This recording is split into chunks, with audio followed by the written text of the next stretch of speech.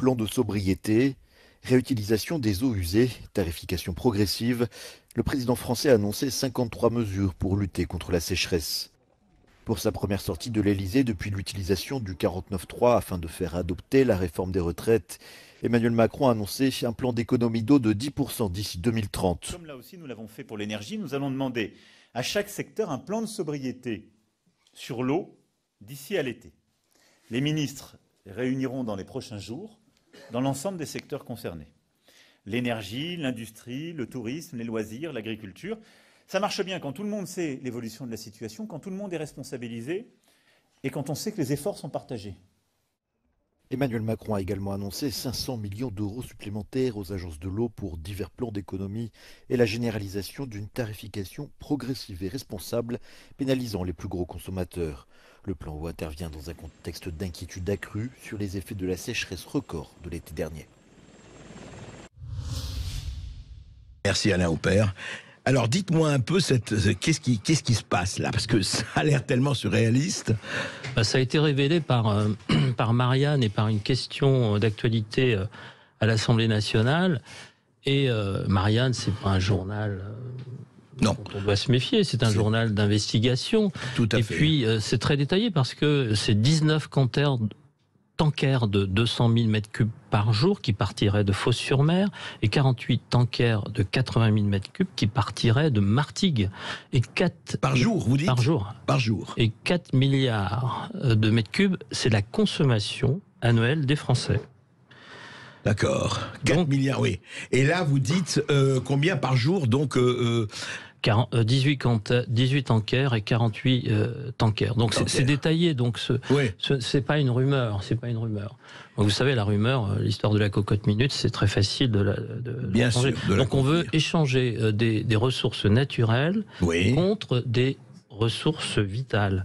Mettez-vous près du micro. Voilà. Pour un problème peut-être d'environnement, puisque cette eau qui vient de la Durance et du Verdon qui est jetée dans le lac salé de Fos-sur-Mer perturbe le biotope, mais de l'eau qui part de notre pays, qui ne peut pas s'évaporer sur notre territoire, ne se transforme pas en nuages.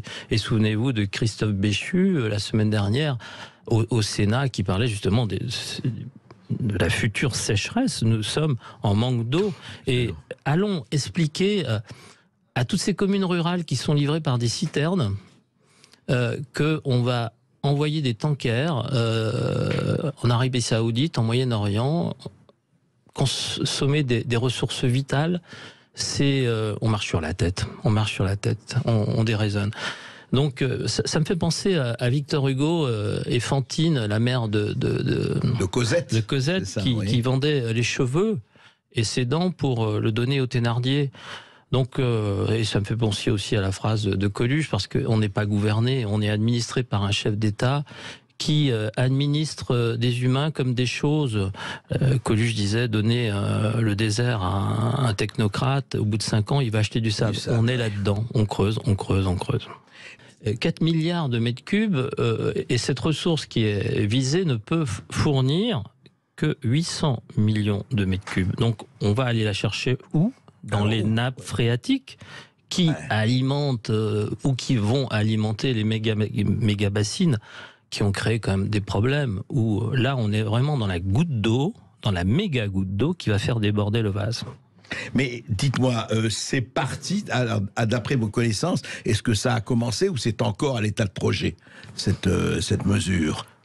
Je ne suis pas dans le secret des dieux, mais quelque chose qui est détaillé, je viens de vous donner le nombre de tankers. Quelque chose qui est détaillé veut dire que tout a été étudié et il y a eu certainement déjà des envois. Donc c'est important de dire la vérité. Ce qu'on dit aujourd'hui, c'est important et de vérifier. J'aimerais qu'on puisse...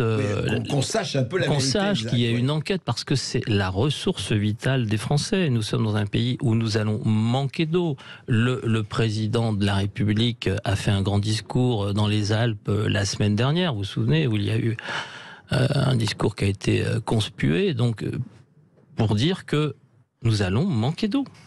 Donc nous allons envoyer l'équivalent de la consommation annuel des Français au Moyen-Orient. Oui, 4 milliards, c'est ce qui est prévu pour être envoyé donc dans les Émirats, au Moyen-Orient ou ailleurs, c'est ça.